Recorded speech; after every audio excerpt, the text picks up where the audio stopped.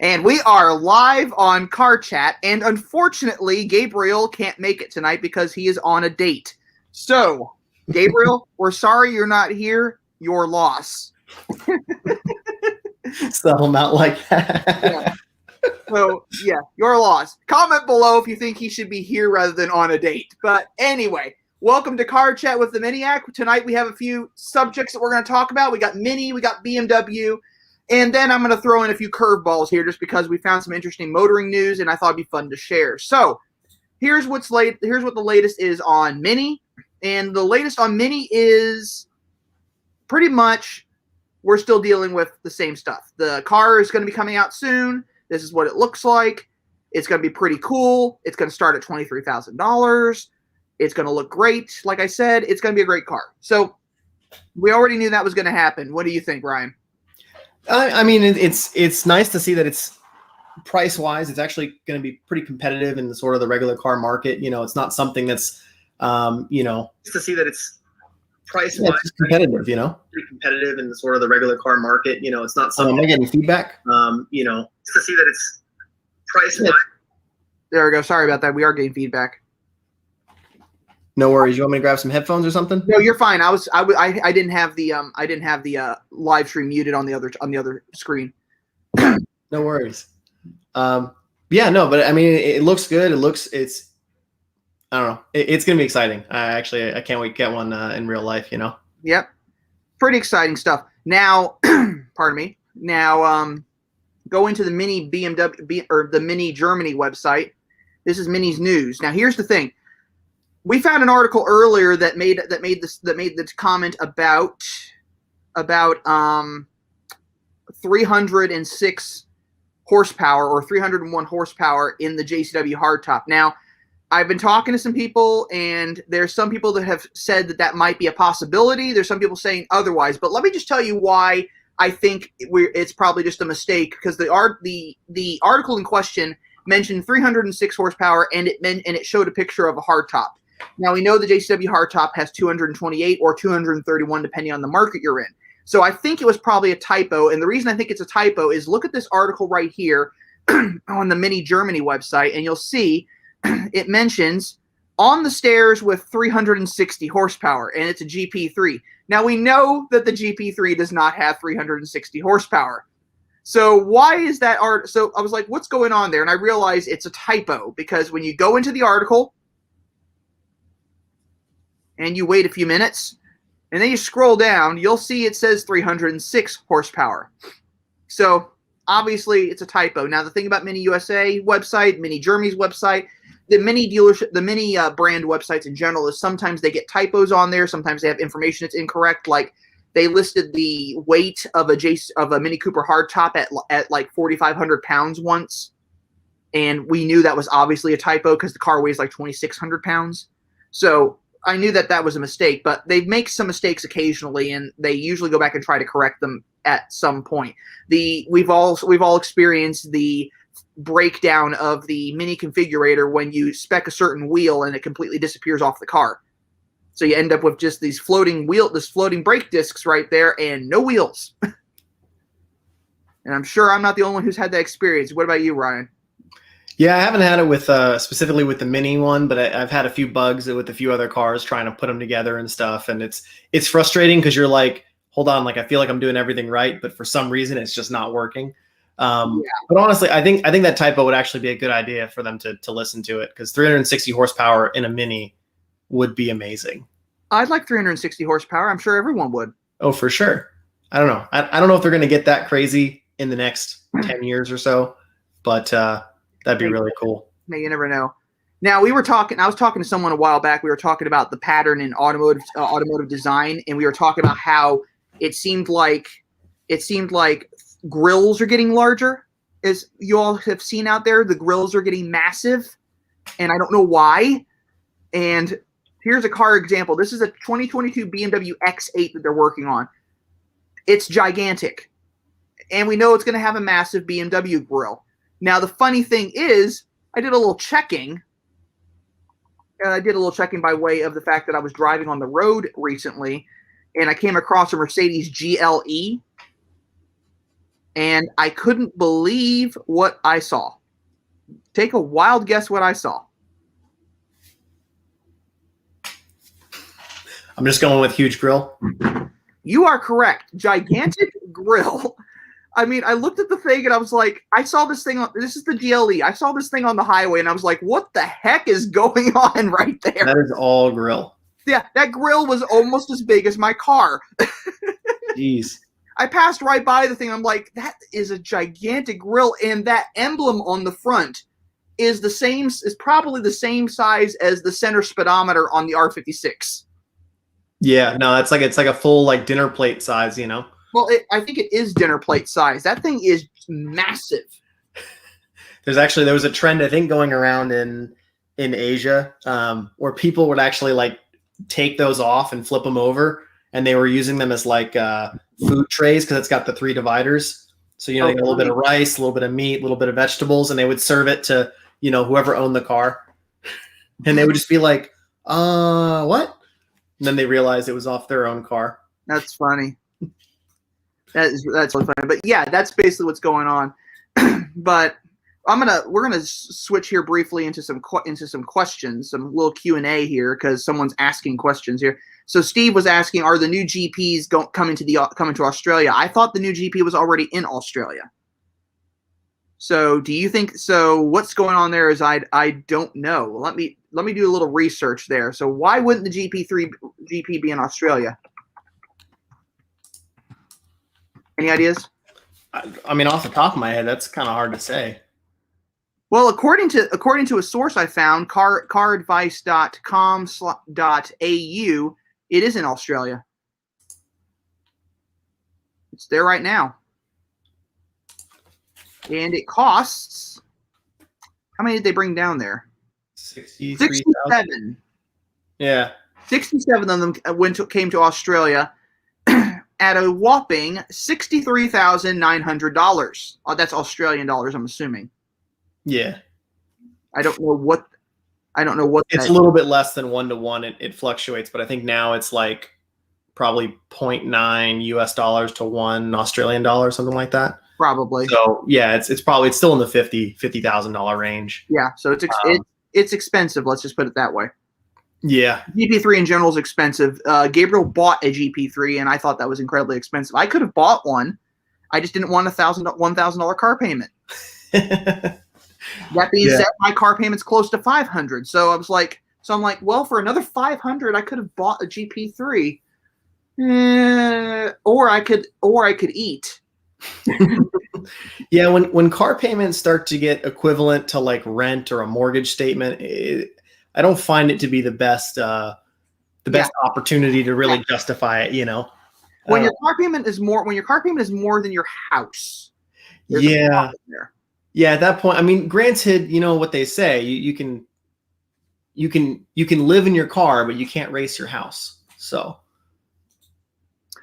you could race your house if it were a RV. Wouldn't be as fun as a GP3. True. Granted, living in a GP3 sounds horrible. Sounds quite uncomfortable. Yeah. I road tripped across the country once in a pickup truck, and I didn't have a lot of time. I think I had like a day to get across like 2,200 miles or something. Mm-hmm. And so I was just like booking it and, pull over at a rest stop, lean the chair back, take a nap, wake up. Okay, I'm good. Go again. And I don't know. That was in a full size, like, extended cab truck, and I felt like it just wasn't enough for that. So I can't imagine like being stuck in my Mini, for that long. Yeah, I can't imagine doing that. I've driven my car, and just driving it is painful. Mm-hmm. And have you road tripped the Mini a lot? The only road trip I've ever done is going to the only road trip I've done was actually going to Miniac Estates. Mm. And that was a couple of years ago now. Yeah. 3 years ago, going soon. Jeez. Yeah. Are they going to bring that back? I haven't seen anything because they do it every 2 years, right? Mm-hmm. And I haven't been able to go. You know, Yeah, I want my car to be drivable, and I certainly need cruise control for that long. Yeah. If I'm trying to do the full leg of it, you know. Yep. Now I want to thank Charles Alexander for the $5. So shout out to you. Thank you very much. I appreciate your support for the channel. And Chris Belgrade, I want to say hey to you as well. And you asked if you still hear that they're discontinuing the Clubman. As far as I know, that is still correct. But if I hear anything otherwise, I'll be sure to let you know.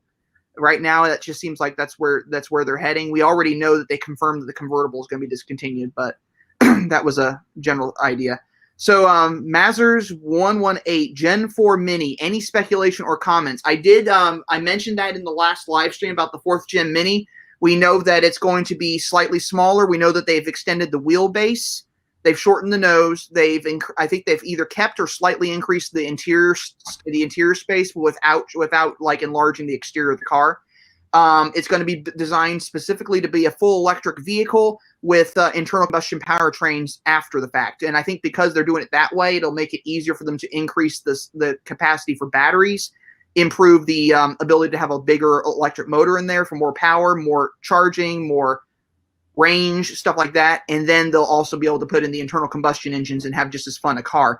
I've heard rumors of names for the car. One article from China said it was going to be called the Rocket Man, still called the Rocket Man apparently. And then I heard another one that said that they were going to revive the Paceman name. So it would be kind of interesting if they revived the Paceman name, but I can't imagine them reviving it and putting it on a hardtop. So remains to be seen exactly what they're planning, what they're going to do with that. But I'm kind of curious to see myself what they're planning, and I'm sure that we'll have some more information on that as soon as it becomes available. Right now, I don't have any information. Honestly, I'd like to see them start experimenting more. You know, I mean, the cool thing about Mini, kind of in its history, right, is that it really pushed the limits and it actually changed the way cars were made. You know, when they first debuted. So I want to see them push those limits again, right? I mean, they were the first ones to have like a front wheel drive, horizontally opposed engine in a Mini, or in the Mini. But at the time, you know, no cars did that. They were all set up longitudinally for rear wheel drive. So I think they could do something similar again, you know, and really push the envelope. You know, I mean, a lot of the times, like, you know, when you're looking at combustion hybrids, right? Mm-hmm.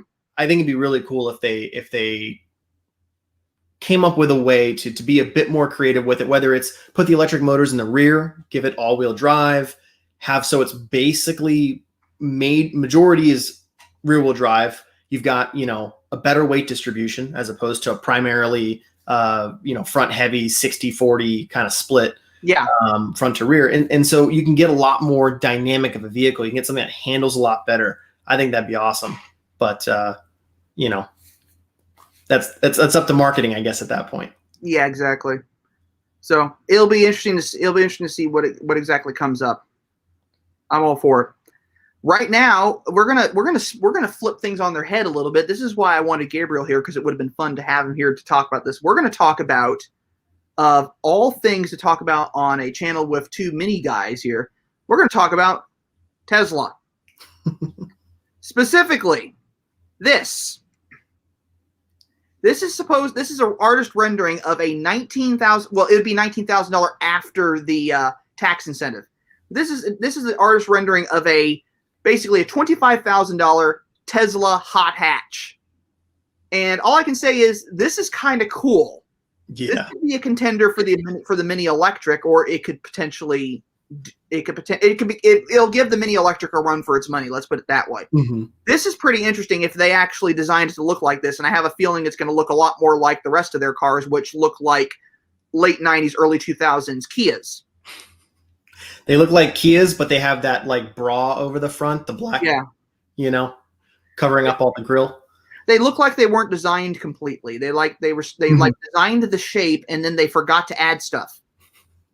Yeah, I mean, it's an interesting thing. You know, I feel bad because, you know, Tesla, they could have gone with the traditional grille shape in the front, right? Mm-hmm. And have it looking a little bit more like a normal car. But the whole point of that grille, right, is to cool radiator, cool your AC condenser. All that stuff has basically been migrated and is no longer necessary for a Tesla. So you no longer need to have this giant aerodynamic vacuum or high pressure zone that causes a lot of vacuum and drag on the back end of the car. You can divert that air now fully, and have a little trunk in the front, trunk in the back. You get a lot more options with it, but at the same time, you get some kind of interesting stylings. And I don't think they've really done enough that they can do with the styling. It's still a little off to me in the front.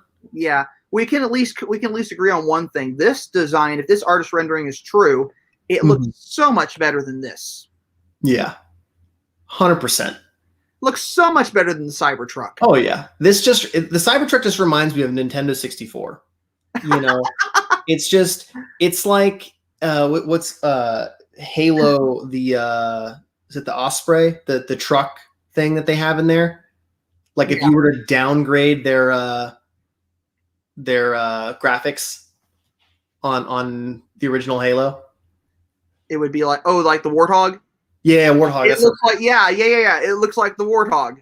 Yeah, it's like the Warthog, just even worse. Timothy Daniel says if it looks that good, I'd buy one. Right. And maybe because it's all blacked out and stuff. Yeah. And it's got kind of those aerodynamic things. Like it's pretty cool. I'd love to see how functional they make the car, and man, you've got almost no front and rear overhang. All of your weight is going to be right in the middle of the car. You're going to have those batteries super low center of gravity, right? Mm-hmm. You have the potential to have an extremely tight handling car. Yeah. In something that's kind of meant to be a economy level price range. And I think this car is going to come out around the same time that the that the 2024 electric Mini comes out. Mm-hmm. So I think they're going to come out around the same exact time. So it'd probably be cool to see this going against that. I don't know. It's going to be cool. It's certainly a different styling. It's got a little bit more. I'm getting some different flavors to it, right? I'm getting a Mazda 3 kind of flavor, maybe I was thinking Hyundai Elantra hatch. I thought more Honda CRX. Yeah, that's a good one. I think I always forget those things exist. Yeah, it has a Honda CRX look to it. Yeah, especially with that really drop at the back there, that super sharp. Yeah, exactly. That short overhang right there. I think it just looks like someone said Citroen 3. Ooh. Looks like a Citroen 3. So let me see if I can find a picture of one. Do we get Citroens in the U.S.? No, we do not. No, we do not. Because they're all over Rally, but they're they gotta start he said a Citroen 3. I'm assuming he meant a C3. Well, I don't know if that one even looks remotely. It looks close, but I mean, Citroen, stand by, Citroen 3 hatch. C3. Someone else, or Rocco said Yaris GR. Jeff Zero said Honda CRX, and Des Miller said a Citroen C3. Yeah, especially it depends too. If it goes wide body like the GR is, that'd be really cool. It just give it something aggressive, give it some presence on the road. Normally when you've got the more entry level kind of, your entry level Honda Civic type prices, right? You end up with cars that they don't really have a presence on the road. They feel like you could just sort of just flick them out of the way, Yeah. If this is a Citroen C3, it's kind of an interesting looking vehicle.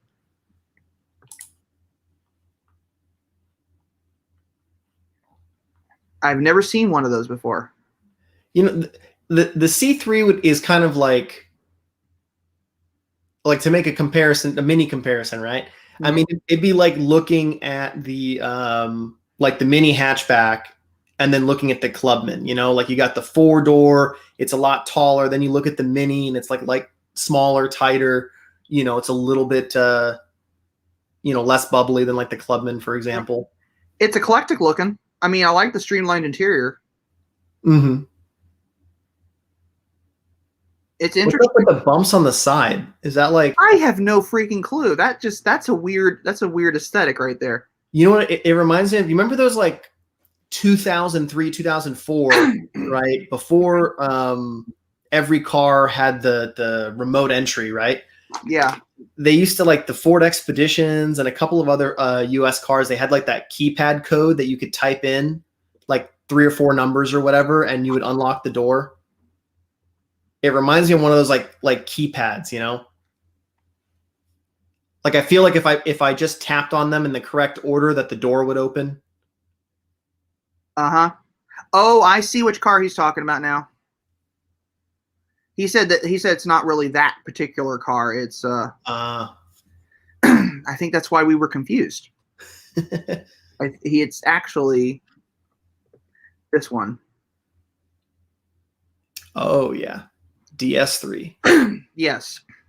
And Rocco said it reminds me of the new Panda Cross. Oh, we're just gonna pull up other random cars. So the Fiat Panda Cross. Oh, he's referring to the I think he was referring to the other car, which also looked to me like a Fiat 500X or 500X. Oh, the Ford key. Rocco's saying you were talking about the keypads. Rocco was saying the Ford keypads. I hate those things. Oh yeah. We never had one. I think the car that my mom had when I was a kid was like too old to have the keypad. Yeah. But our neighbor got one, and it was like the same model, but it had the keypads on it. And I was like, what's the point of this? And the only time it came in handy was when like we were at the beach, and all of a sudden they were like, you know, hey, can you go grab like whatever from the car? Mm-hmm. You know, and it was like, okay, cool. And like he just ran. I was like, does he need the keys? Like, no, he's got the keypad thing. You know, pretty much the only time it ever came in handy. Like, I never locked my keys in my car though. So yeah, yeah, true. I've locked my keys in my car before, but I think it's impossible to do with a Mini Cooper now. Yeah, now with the RFID. Yeah, it won't let me lock the car when I. Yeah, my Hyundai Genesis Coupe does that too. Where like I figured this out because you know cars come with two keys, right? So I put one of the keys in my backpack, and I was moving from I think Atlanta, maybe Atlanta to Louisiana or Florida or something. And I put my backpack in the trunk, thinking like that'll be like the most secure, kind of out of sight while I'm traveling. And I went to close the trunk, and it just bounced. And I was like, what? Why won't my trunk close? And then I realized like, oh, the key's in the backpack, the spare key, so it won't let me like lock the key in the trunk. It made it impossible. So yeah. They kind of make it idiot proof at this point. Well, that's true. Okay, so I wanted to go ahead and before we get to the next topic, I'm going to go ahead and pull this comment up. Charles Alexander was saying, I got a 2011 Mini or 2010 Mini JCW Mayfair. I put an AEM intake, or cold air intake in, and I get an engine light and a P11 code. I'm assuming he means P0011. And if that's the case, it's an OBD2 generic code indicating the engine control module has determined that the Bank 1 intake camshaft is more advanced than what the ECM has commanded it to be. This over-advanced condition could be during advancing or retarding of the camshaft timing. I don't know specifically what that means, but the things that can cause one of those codes is an engine oil is dirty, engine oil is too low, engine oil is incorrect viscosity, camshaft variable, valve timing control solenoid failure, camshaft phaser is seized in the advanced position, or continuous oil flow to variable camshaft timing chamber. And it's saying, is it safe to drive? Usually indicates a problem with the variable camshaft timing device. In most cases, the car will run without trouble. So you should get it looked at, but it won't necessarily harm your engine.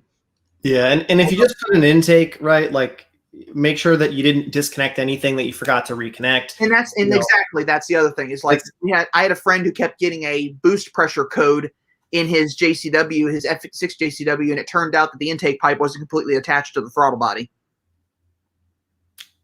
Yep. So it was basically leaking air. That'll do it. Mm-hmm. But Yeah, and there's so many little sensors and little screws, and you're disconnecting plastic things, and sometimes that clip just lays on a piece of plastic. You just don't notice that, like, you forgot to connect it. So it's always good to do a once over, exactly, twice over even. exactly. So hold on, one more. Rocco wants to say, one thing that bothers me is when secondhand dealerships take the second key, so you have to buy your own. Now we have to spend $300 for a new one for the new one for your 500. Triggers me a lot. In my case, my car, when I bought it, it was secondhand, and they gave me 3 keys. What? Did someone like reprogram one or something? No, the previous owner just happened to have 3 keys. Maybe they lost it, got another one, and then found it. I don't know. That's weird. I have no clue why. I just know I've never heard of a car having 3 keys like normal. You know what does bother me? Like, so I broke one of my Mini Cooper keys. Luckily for the car that I had a spare Mini Cooper key. And what I realized is, like, the battery basically got shorted out or whatever. Mm-hmm. But like they recharge when you plug them in, you're driving around and stuff. But once those batteries die, there's different sets of keys, and depending on which key you got, which there's multiple different ones you can get, sometimes the battery is replaceable and other times they're not. Yeah. And then you have to buy a whole new key just because the battery went out. And I'm like, that's frustrating, because they're just like little, disc batteries most of the time. There's not anything. They are disc batteries. I've replaced the battery in one before. Yeah. And I don't know, like, I don't want to cut open a key and then have to, like, hot glue it back together or epoxy it or whatever to, come up with something janky to try and get a new battery. But I don't want to spend $250 on a new key at the dealer, get it reprogrammed and all that kind of stuff. Agreed. So moving on to our next topic here. Now, this is potentially the saving grace of internal combustion engines, because we all love our internal combustion engines. Synthetic fuel. Now, I bring this up because recently Porsche had an article put out a bulletin that they're developing synthetic fuel, and that it should actually function in all internal combustion engine cars. There won't actually need to be any modifications whatsoever to make this fuel usable in the car. And Ryan, you mentioned something that might even increase horsepower to a degree. Yeah. And I mean, it also makes the question too, like the way that regular fuels are kind of set up and processed, it's not really a specific, like, it's not one molecule that's, combined together, right? You have a bunch of different blends. You have a bunch of different ranges of that same exact, that hydrocarbon strain, right? And so now they're essentially changing that makeup and coming up, like, essentially from scratch, and building their essentially their plan is to take a CO2 and combine it with hydrogen, bond the two together so that they can create their own hydrocarbon. But instead of it being just hydrogen and carbon, they're adding an extra oxygen in there as well. And they can control the hydrogen ratios that are in there compared to carbon. The higher kind of hydrocarbon that you get, the further you get up from, like, methane at the low level, like gasoline in the mid-range, diesel in the upper mid-range, all the way up through, like, coking heavy hydrocarbon, kerosene type stuff. The higher you get, the more 1-to-1 ratio your hydrogen and your carbons get, which ends up causing a lot more pollution, right? So you end up with more carbon monoxide, you end up with more CO2 release, you end up with a whole lot of essentially greenhouse gases that are getting pumped out. So their intent here is to try and, like, reverse engineer the problem by starting with what they're trying to get as a result, right? Starting with just CO2, no carbon monoxide, and adding in those extra carbons and controlling how much hydrogen they have in there to get more power. So it's going to be really interesting to see what they do. I don't know. I'm certainly not a chemist. I'm an engineer, so I don't really know how they're going to be able to bond CO2 to hydrogen in a way that's going to allow you to get, like, a liquid-based fuel. It seems like they're trying to use the 2 oxygens to substitute for the carbon that they're taking out. And I don't know, it's going to be really cool if they get it to work. From my understanding, they're actually building a plant in Chile. And that plant, I think they're looking at doing like 130,000 gallons of fuel, something like that. No, sorry, that's liters. It's like 34,000 gallons of fuel. for their first kind of production run over the next couple of years. And the other part too is they're looking at using wind turbines to actually use as the energy to create the actual fuel itself. Given So that you live in Texas, you're pretty familiar with wind turbines. Yeah. Yeah. So they're using the wind energy to create essentially gasoline replacement. And then that gets burned in a car and gets released back into the environment with, I believe they're targeting like an 80% reduction in emissions compared to like regular gasoline, right?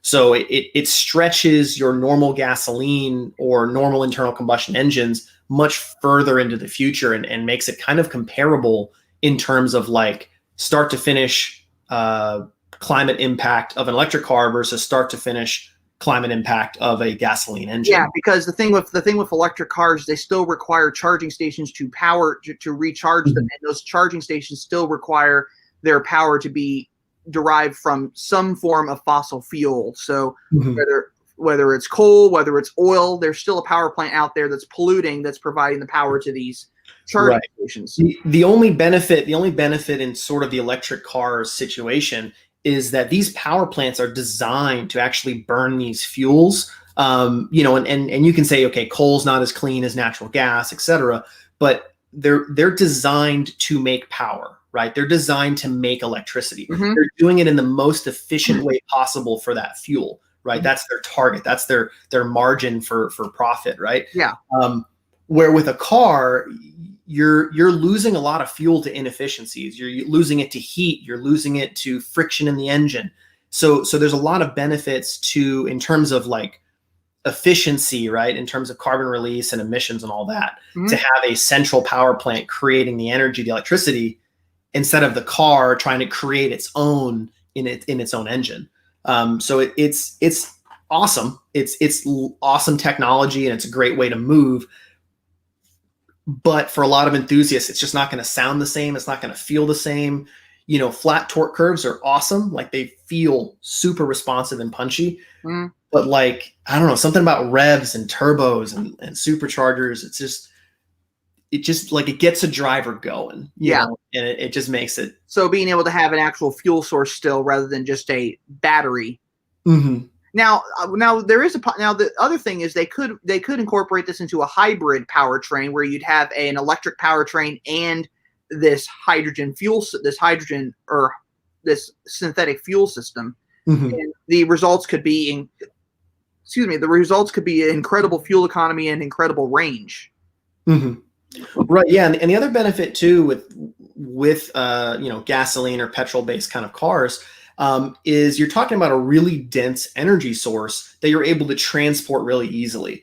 The challenge with electric cars is you've got a long charging time. You've got range complications, right? Even if your electric vehicle gets 500 miles, can you road trip from New York to California? It's like, cool, you still need to find charging stations or rent a motel for a couple of days and plug in to charge up on 120 volt, right? So yeah, you would still have to recharge. You would still have to recharge the car. Now, the advantage of having a synthetic fuel system is if you can have those stations across the country. Basically, it sounds like something that would be easy to retrofit into a regular gas station, and if it could replace fossil fuels completely. Like all gasoline, replace it completely, it would be incredible. Now we already have synthetic oil, so why not synthetic fuel? Right, and it is interesting too. Again, like transporting this fuel, depending on how they make it, I'm assuming they're going to aim for something that's not as corrosive as ethanol, right? They obviously haven't done all the testing yet. They're just starting their batches and all that. But we're also talking about the U.S. market. We consume it's like 500 billion gallons of fuel in a single year, right? That's a whole lot, right? And they're looking at ramping this up into, being able to produce 1 million gallons, right? Over the next, I think 5 years. So if they're going to get 1 million gallons of fuel or even 100 million gallons of fuel, in terms of the market of consumption, it's such a small percentage that, of just Porsches doing it, it's going to be hard to catch on. But the thing is, jumping in, It turns out Porsche is not the first automaker to investigate cleaner petroleum substitute fuels. Audi produced its first e-diesel in 2015. And Bentley, Mazda, and McLaren have all said positive things about synthetic fuel. So there's other companies out there have been developing them. Mercedes-Benz has even taken, but actually, I take that back. Mercedes-Benz has taken an opposing stance to the idea of synthetic fuel, as they don't think it's viable and they want to focus, and they're trying to focus solely on electrification. But and I mean, the other problem too is, we're going to get more and more electric vehicles on the road, but percentage wise, all of the cars for the last 100 years that are on the road are not electric, right? And what do you do with these, 1 billion gasoline powered cars? Yeah, because people are not just going to junk their cars just so they can buy electric cars. Right. Not to mention, electric cars may not always be practical for everybody. People who drive long distances may not find an electric car usable. Right. If you're a commuter, it's going to be difficult to find an affordable electric car that has the range that you need. Yeah. Jason Martin brought up the fact, I wish the diesel Mini was brought to the States. I had a Jetta TDI and had to turn it in because of the emissions scandal. I honestly would have kept that TDI if it were possible, even with the emissions scandal. I had a friend once who said, everyone's all pissed off about Volkswagen's emissions scandal with diesels, but then he was like, I'm actually rather impressed that they designed a car that knew when it was getting emissions testing and could switch the system. Yeah, that's true. I mean, it knew the conditions to apply and said, all right, well, we're gonna run it extra lean and we're gonna make sure we fully combust this. And but I thought the Volkswagen diesels were great cars. The thing with Mini's diesel engines is they're not bringing them to the U.S. and in fact they've also said they're going to be killing them off in Europe and the U.K. completely anyway. The diesel will just go away. Well, they're trying to, and I'm not super versed in EU energy politics, but I believe they're actually trying to get away from diesel in general in the UK, right? Or in the EU. I think they're trying to do that as well. And as Jason said, 600 miles to a tank in a diesel Jetta, that is incredible. So yeah, diesel was more expensive. I think is more expensive than gasoline. It fluctuates. They're different markets, so they have different curves. It fluctuates. But what was great about it is even at that expense, you got a lot more mileage out of it. Right, yeah, and it's kind of like the opposite for E85, right? People are like, "Oh, E85 is way cheaper." It's like, yeah, but you're burning 30% more. So and you're not saving. And you're wearing out your engine faster to a degree. True, yeah, and depending on how you have the car set up and what car and what year you're actually riding, you could have potential to actually corrode other things in the engine. If you have aluminum parts, for example, ethanol is extremely corrosive to aluminum. Yeah. So it's interesting stuff out there. All the fuel sources that are going on, everything is just kind of cool stuff that just happens to be coming along. And I'm looking forward to seeing what more unique stuff comes out because Mini is up to things. They're doing some crazy stuff out there. BMW is doing some crazy stuff out there. BMW always is doing crazy stuff out there.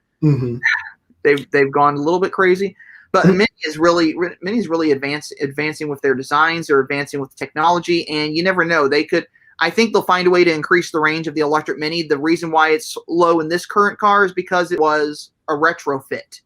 But I think if Porsche can develop synthetic fuel, I'm all for it. I would love to just put that in my car. And the other thing too, I mean, it's going to be interesting because oil and gas is so relatively cheap to produce that I wonder where they're going to come in in terms of the market. I mean, wind energy is obviously really easy to, or not easy, but it's cheap long-term to produce, right? You're just using the wind. But you still have maintenance of turbines. You need a wind farm to be able to actually harvest enough power to operate on the scale that you're gonna need for this production. So it'd be really cool to see where they go with it. And I think in terms of being realistic in the financial market, right? Even if Tesla's car is $25,000 and there's a $6,000 energy credit, so now it's a $19,000 car. How many people are going to go out and spend almost 20 grand on what's probably the cheapest EV on the market or one of the cheapest ones on the market? Yeah. If they want to get something with better range or maybe with towing capacity like the Cybertruck, they're quadrupling this number. The thing about the Cybertruck, though, is that when they were testing it against the Ford F-150, I heard that it was rigged. That they didn't test it in the correct conditions. They didn't put the Cybertruck apparently is like full-time all-wheel drive, and they didn't have the F-150 in all-wheel drive at the time. They had it in rear-wheel drive. What were the actual? I never actually saw the tests. What were they doing with the? They were doing a tug of war. Oh, that's not really a good comparison to begin with. No, that's just it was rigged, and it was kind of rigged, and that's sort of what Ford has done with, or GM has done to Ford before when they were testing the aluminum beds of the pickup trucks.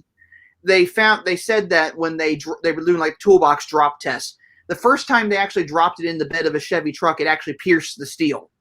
When they did that same thing with a Ford F-150, they had to drop it like 5 or 6, 7 times before it finally did any damage to the aluminum in the bed. So it was really strange. Now, John Garcia here says it would have been cool to have a diesel JCW in the USA. Well, considering they don't have a diesel JCW at all, it would be interesting, but it would probably not happen. Now, what they could have done, and what they have in the UK, is you can get a Cooper SD, and you can get it in sport trim, and it looks like a JCW. It has the body kit, it has the wheels, it has the styling, it has the interior. It looks like a JCW, has Cooper S horsepower, and then you could just tune the heck out of it if you want, or modify it. So there's ways to get around it. But a JCW that's diesel, I have not seen any plans of that, and I don't think it's going to happen. What I did figure out is everyone's heard about the electric GP3. Now, what I was doing some research, I remember a couple of years back, I was talking to someone who was touring Plant Oxford, and he was standing outside the building getting ready to go in, and one of the cars sitting out in the lot was one of their test vehicles, and it was a JCW with no tailpipes. And he asked about it, and they said, "Oh yeah, that's an electric JCW." Well, there it is right there. The electric JCW that they were testing was apparently the GP3 or GPE that we've been seeing on there. So they were apparently developing something like that before, and they were seeing what it would look like as a JCW. So they are talking about making the JCW brand full electric, but like I said before, I don't know when that's going to happen. I'm waiting. I'm skeptical, basically. I want to see what they're actually going to come up with. Yeah, I mean they have some interesting directions they can go. I mean I'd love to see a hybrid. Mainly because you kind of get the best of both worlds, right? The expense being potentially electric range, potentially a little extra weight, but especially if you can put those wheels driving in the rear, instant torque in the rear, and then you've got internal combustion engine in the front. That's the same way the hybrid. Basically, I read somewhere that the hybrid powertrain in the JCW or in the hybrid Countryman is basically identical to the hybrid powertrain that's in the BMW i8, but reversed. So it's the electric motors driving the front wheels on the i8 and the engine driving the rear wheels. Yeah, and I don't know if that would work necessarily for a Mini in terms of like the space that you have to work with. It'd be really cool. I prefer to have the rear wheels in my kind of current environment. Prefer to have the rear wheels driven by the engine because you're able to have that bias specifically to the rear all the time. And then if you need help, if you're losing traction in the rear, you can add traction in the front, right? You don't have to be limited.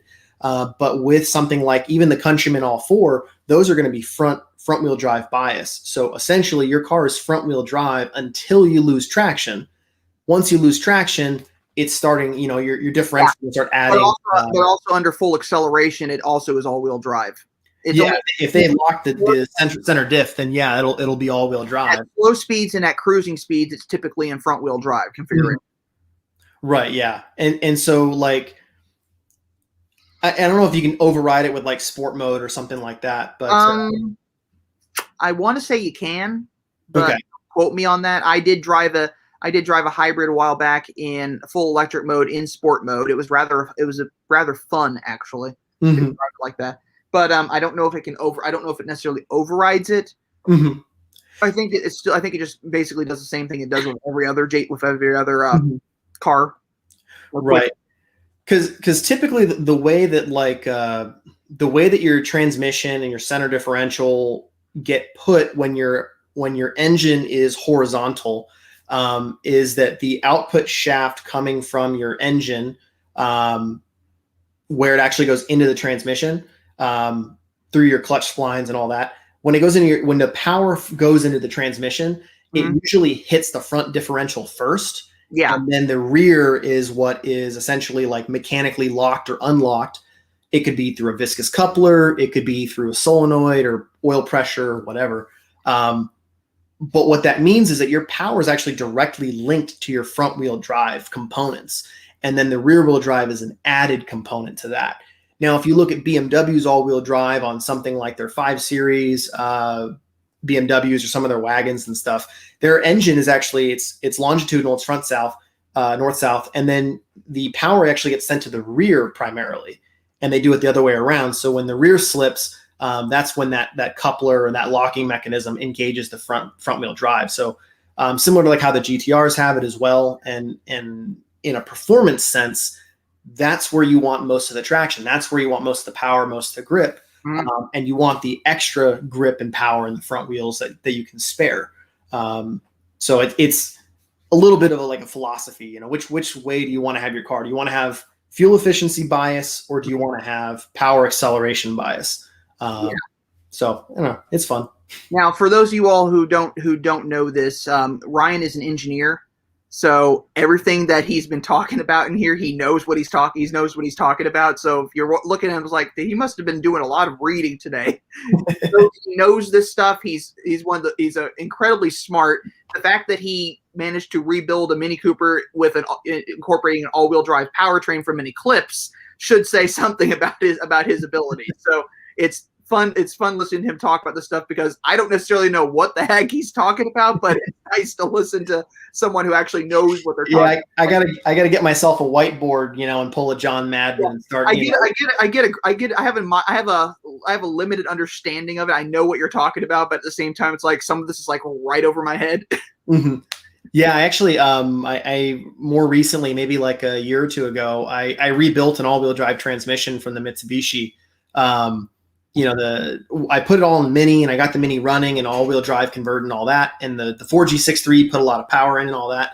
However, what ended up happening was that one of the shift forks ended up snapping. It was pretty much just worn out, you know, 20-plus-year-old engine from 91. So it's like a 30-year-old engine. And so I decided, all right, well, I'm going to rebuild this all myself, took it all apart. And when you're looking at the inside of a transmission, you're really able to look at and study and see how all the parts work together. You can kind of visualize it. You say, all right, well, here's where the clutch is actually engaging the transmission and spinning it.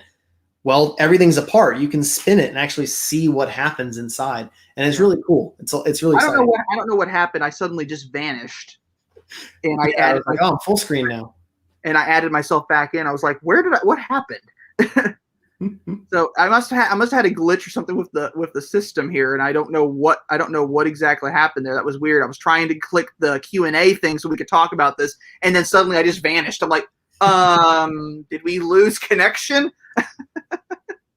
Like this isn't good. Like doing damage control to get back in here is like, okay, what happened? So, but I want to try to wrap this up, but I want to thank Ryan for joining us. I'm sorry that Gabriel wasn't here. He'll probably be with us next time. I'm planning to potentially do these things differently. I'm planning to have the live streams at 9 p.m. or 8 p.m. Central, 9 p.m. Eastern. I'm thinking of doing it every other Friday, or possibly even every other month, or every month, like once a month rather than every week, because I feel like it's too much. Maybe it might be too much. I'm also planning on keeping the Q&A Wednesday to maybe once or twice a month. And I'm looking at doing the moving my videos. My videos seem to be doing a lot better on Mondays. So I'm thinking of switching my scheduling up and putting all my regular scheduled videos on Monday instead of Friday, just because I've noticed that when people get back from the weekend, they're kind of sitting at their computers, or they're sitting in their offices if they are able to go to their offices, and they're probably bored as heck, and they're thinking, I want to watch a video on YouTube. So I'm just going to go get on my computer and watch some videos. I think on Mondays are probably when people are bored and they want to watch YouTube because they don't want to be at work. And then Friday, they'd rather do other things, spend time with friends, spend time with family if they're able to do that. So I think I'm going to try changing up the schedule and just see how that looks. Hopefully, it'll be really cool. If you notice in my little ticker down at the bottom here, I added my new merch store. It's spreadshirt.com, shop.spreadshirt.com/Miniac merch. And that's where this sweatshirt came from. Now, ignore the mini badge that's on it, but this is the sweatshirt I got, and I really like it. It does kind of have a two-tone thing here. It has these blue pull strings for the hood, but otherwise I really like it, and they're not that expensive. I think they're under $40 for a hoodie, which is actually pretty decent money. Now, if you're wondering what the badge is, well, that came off my car. So I've done something to the car today. Now, some of you all know that I was going to be changing the vinyl on the car. The vinyl has been changed. I'm updating a few other things tomorrow just to kind of tweak things up. But the car looks fantastic, and I'm going to be doing a video that I'm going to be sharing with you all as well. It's going to be amazing. I'm really excited about it. But before we wrap things up tonight, we're going to do a little bit more Q&A because I have some other comments here and I want to answer those. So Charles Alexander says, one more. How or what can I do to get the pops and bangs out of my 2010 Mini? Decatted downpipe and exhaust won't do it. You're going to have to get a pop and bang. You're going to have to get a popping tune basically done to your engine. The reason why is 2007 to pre-2011 Mini Cooper S's and JCWs did not have the pop and bang programmed into the ECU. Very similar to how the 2002 to 2004 model years didn't have it either. 2005, 2006 had the pops and burbles. 2011 onward had pops and burbles. So, and strangely enough, the current generation Minis, they've actually tuned out some of the pops and burbles in the cars. Sales manager at Baron Mini noticed that his JCW doesn't pop and burble nearly as much. Well, doesn't burble, but it doesn't pop as nearly as much as it used to. So, the only way to get it out of your 2010 Mini would be to actually do a tune. And I hope that answered your question. We have someone else here. Oh my God, so what do we think of the 2021 facelift on the hardtop? And what further info do we have on the 4th Gen Mini? A lot of people have been asking about the 4th Gen Mini. I don't have any other information other than what I shared before, which was the redesign of the car, how it looks. It looks pretty good. Currently, it's in camouflage. It looks like someone put a bunch of black and white and gray Post-it notes all over it. So that's the vinyl that they're using to disguise the car. Looks kind of cool. As far as the facelift goes, I really like the facelift. Ryan, what do you think of the facelift? I think it's a good change, a good direction that it's actually moving. Mm-hmm. I like the progression. I want these cars to be smaller. I want them to be, faster and just a little bit lighter, a little more handling characteristics. So I kind of like the direction they're going. I mean, I really like. I like where they're going with. I like where they're going with the car. I think it's going to look really, really good. So mm-hmm. I'm really excited to see what it's going to look like. But yeah, I mean, it could end up being really good. It could end up being really bad. It really just kind of depends. This is what it looks like. And Sammer, yes, we know you think it looks like a Fu Manchu mustache. I think you've told me this several times at the dealership when you think of the car. But the other thing too, though, is like the aftermarket's going to come to the rescue here, right? Like, if you don't necessarily like how something looks stock, right? There's going to be options, on day 5 to change. People are going to be doing vinyl wraps. They're going to be, doing carbon fiber wrap on that front part of the grille, so it's a little bit more blacked out, but it's maybe doesn't pop as much in the midsection. It's people are going to come up with some cool changes to it. So I think so too. In fact, I was talking to my guy who does my vinyl, and he said the one thing he loves about this car is he's looking forward to doing a vinyl wrap on one of these. Mm-hmm. Mainly because he likes the flat surfaces. It looks a lot cleaner, easier to actually do that kind of stuff too. But mm-hmm. also, he said that people are going to be asking a lot to have that center beam wrapped in black. Mm-hmm. So he's going to work really hard on being able to do that. So it's going to be I think it's going to be fantastic. The cars, I've been told, look much better in person than they do in pictures. The pictures that they use in studios, they kind of have to tone down the reflection on the paint and everything because you don't want to see the reflection of all the camera equipment. and all the lighting. So they do all that stuff to make it look a little bit less reflective, and that makes the cars look a little bit funny. So in person, actually out in the elements, they look very, very different. And they look really, really good. They look really good. I'm really excited to see these cars. I can't. You can probably tell how excited I am to see these cars. I just think they look really good. It's a little hard to tell perspective on this because of how they kind of have the camera angle, but if you're to kind of cover up like just the front, like a pillar forward, right? Yeah. It looks a lot like an R56, like from the pillar back. In fact, I actually think it does look like that because let me see if I can find a better picture of it that show what I'm talking about here. But I did a picture where I compared the two. Mm-hmm. I did like a side-by-side comparison of them. Or like a over-the-top comparison of them. So I basically went and looked at and got a front-on photo of the car. But you'll notice if you look at the side profile, you'll notice they've definitely reduced the overhangs. The front and rear are definitely shorter. Right. The interiors are a little bit more refined. That front end, I think it looks really good. Mm-hmm. But what they did, I'm trying to find the picture. I'm gonna have to go back up. But if you actually look at the front end of the car, look at an R56 2011 and up, and follow the body lines from the grill down. I don't know if you can see my. Can you see my pointer? I'm looking at what's new for 2022. Okay, so it's not actually showing up on the screen. Stand by. So there we go. Okay. So if you can see can you see my pointer moving around here? Yeah.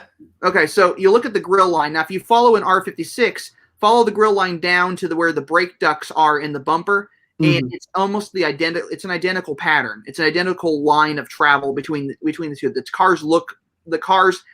The lines are almost identical between the two cars. Mm-hmm. And right, it's pretty much like they, with that kind of black ring around, right? Essentially, just. That's kind of looks like that was glued on top of an R56, at least from some of these angles, right? Yeah. I'm sure that if you're looking at a complete side profile, between R56 and then going back and forth, you're going to see those differences a lot more. But yeah, it's just funny how similar it is, so many years later. I mean, it's going to look. I think they're going to look fantastic when they come out in person. The JCW, everyone was all freaking out about the gigantic vents on the JCW. And the funny thing is, I looked at this thing that looked like a shelf on top of the vents before it comes down the bumper. Turns out that shelf is present on the current cars as well. It's just that it comes over that thing and then it kind of curves in. So what they've basically done is they've taken a lot of the aesthetics and instead of curving it inward, they've brought it down to kind of square off the car, giving it more of a squared, more like as a bulldog. If you ever see a bulldog, they're kind of boxy, they're kind of squatted. It gives it that forward lean, that like aggressive. Yeah. It gives it an aggressive look. In fact, that's when I installed the Pro splitters on my car, on my JCW, or my Cooper S JCW. When I installed the Pro splitters, it was the one exterior element on that car that was missing because it really gave the whole car a different dimension, different aesthetic. It made the car look more aggressive, and that was the one thing I was kind of like trying to figure out why does this car still look a little bit round in the nose? And once I installed those splitters, I was like, wow, it's not round in the nose anymore. It looks like it's ready to attack somebody. But it ended up looking fantastic. And I am planning a video on the full update of the car. There will be a video showing the new vinyl, and then I have another video coming up where I'll show all the changes, all the upgrades that have been done to the car to make it more fun, basically more my car. And basically, this is basically my gift to myself. For hitting 10,000 subscribers was changing the aesthetics of the car, and I think we hit there. We went for a simpler aesthetic on the exterior, cleaned up a lot of stuff. I've removed some things, simplified some things. I deleted some things. I can tell you right now that my car no longer has a Cooper S badge on the back. The letters are completely gone. So that was rather amusing. And if this is any indication here, the badges have been replaced. So there's that. This is the old bonnet badge, and it's looks like a batarang. Quick, Robin, to the Batcopter. To the Mini Cooper. Looks like this is like this. So what's the equivalent of Batman for Mini Coopers? I don't know. And I know someone's going to say Miniac. It's funny. I'm excited to share the car with you all, but I want to kind of like keep it keep it under wraps until I get everything done. There's one more adjustment that we have to make tomorrow, hopefully, and that's shifting some vinyl that we didn't remove on the car. We decided to go ahead and change it and move it a little bit. But that's the last thing that's going to happen, and then I think the car will be ready for me to finish the video, and then we'll do a full reveal, and then I'll do a full showing off of everything that's been done. The only modification that probably won't be done by the time I do the second video will be the rear the Pro diffuser, which I want to get at some point, but I haven't done it yet. One more question on here. Jason Martin said, or more of a statement. I wrapped my roof in gloss black, and there are many people are saying I should apply a ceramic coat to the vinyl. Any of this true? You can apply ceramic coat to the vinyl, I think. I know that people wax the vinyl on their cars sometimes, and that seems to help with the car, with the longevity of the vinyl as well. Keeps it from drying out. But the thing about vinyl, vinyl material in general is the fact that if you let it cure on the car long enough, it eventually just looks like glass. It looks like it's part of the car. It'll get to the point where you won't even notice that it was ever wrapped. And in fact, there was a car recently, the sales manager was talking about the fact that there was a BMW M3 sitting in the basement of the BMW dealership, and he thought it looked kind of odd that it was of the color that was in. And it seemed like it was matte black, and that seemed like a strange color for a BMW M3. And then he opened the door and realized it was wrapped. He opened the door, but there was nothing really indicating it was wrapped inside of there. But he noticed he found some seams that indicated the car had been wrapped. So it was kind of interesting. And that's usually the indication of a good vinyl job, is when you can't tell that it was vinyled. And that's why I think vinyl is a great way to change the exterior aesthetics of your car. If you're going to change the exterior aesthetics, vinyl is usually the cheapest way to go. A lot cheaper. Yeah, and I mean, dollar for dollar too. It's easier to fix if it gets damaged. It's cheaper to fix if it gets damaged. And the quality that you can get for the dollar spent is like, the technology has come a long way with vinyl. One of my brother's wraps cars. And it can be easily undone. If you decide you don't want it, if you decide you want a different look later, you can change it. I just recommend, if you're going to do vinyl on your car, get it done by a reputable shop, to someone you trust. Don't try to do it yourself, really, unless you think you're capable of doing that. I mean, don't buy the Amazon.com stripes. If you're going to buy some good quality stripes or good quality vinyl decals for your car, I do recommend going to motoringstripes.com, using the discount code right there, and buying them from Todd Pearson at motoringstripes.com, because he does fantastic work. He's one of the best out there when it comes to wrapping and doing vinyl work on a Mini Cooper. He does sunroof delete kits. He does bonnet stripes of any style you want, any color you want. You could have almost any kind of aesthetic you want with your car just by changing up the vinyl, and it's really kind of a fun thing to do. And the other thing that I actually like is, because my car is white, pepper white, there's not a single color out there that won't look good on that car. It's just because it's a blank canvas. And we're going to ask one more thing. So okay, another thing, since we're talking wraps, can I wrap my 2020 Cooper S even if I'm leasing it? The answer to that question is a resounding yes. If you can put vinyl, if you can put stripes on your leased car, you can wrap your leased car. You can. I would check the fine print on your contract, just to make sure. The reason I say yes to that is because a lot of the cars that are like done by like they're like used by insurance companies and so forth, for businesses, those are usually leased cars, and so therefore you can wrap a leased car. Yeah. It's just I'm thinking in terms of like if they go to take off let's say they didn't use the right product, let's say they cheaped out or something, let's say the paint wasn't particularly great in that spot, you can certainly cause damage taking it off if you're not doing it the right way, if you're not using the appropriate heat. And preparation is key. Make sure the car is completely clean. Make sure it's been clay barred. Make sure there's no impurities anywhere underneath on the body of the car before you put the vinyl down. And there shouldn't be any issues, technically speaking, if it's done correctly. It's just like when people plastic dip their car, right? Yeah, and I don't recommend doing plastic dip. It's terrible. It's annoying. It's super annoying. As far as removing the vinyl when you turn the car in at the end of the lease, you don't necessarily need to remove the vinyl from the car if it isn't something that's permanently damaged on the car. Basically, the thing about leased cars is if you turn it in with any modifications you've done, you don't have to necessarily undo them when you turn the car in.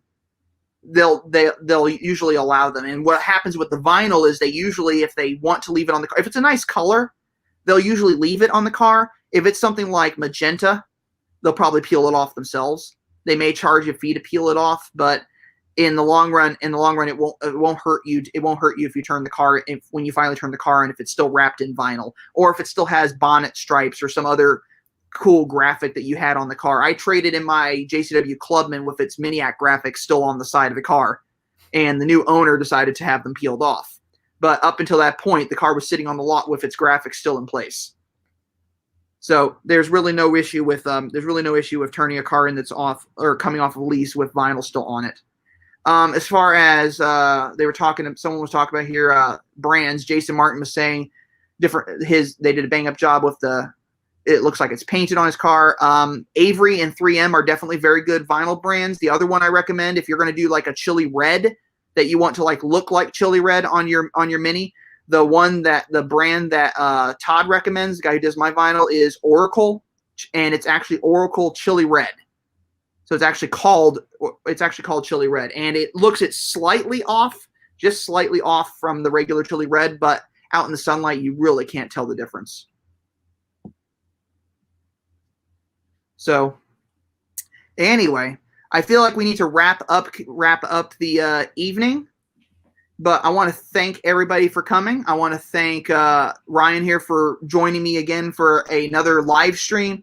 If you all enjoy his tech expertise, if I have another topic in the future where I actually need some tech expertise, I may have him back. In fact, I probably will keep him as a reference just for that stuff. You never know what he might come up with.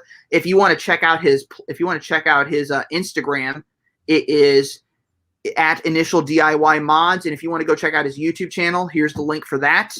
And really cool stuff on there. He has the entire chronicle pretty much of doing his all-wheel drive Mini Cooper, and really cool stuff.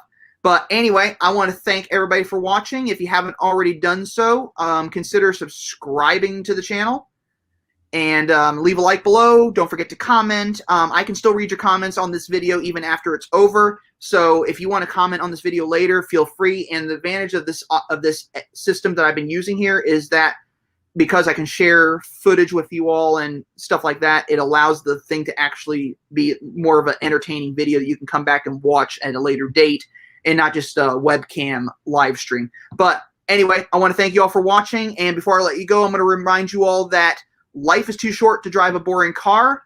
So, Ryan, you know what we do, right? Well, yeah, but I got to say, you got to modify it. You have to modify it. I'm going to say you have to drive a Mini. He's going to do the modify thing, but drive a Mini. So I'll see you all later. You have a fantastic evening, morning, afternoon, wherever you are around the world. We'll see you in probably 2 weeks. I'm gonna space these out just so we can have some more stuff to talk about at the next one. So see you all in a couple of weeks, and have a fantastic day.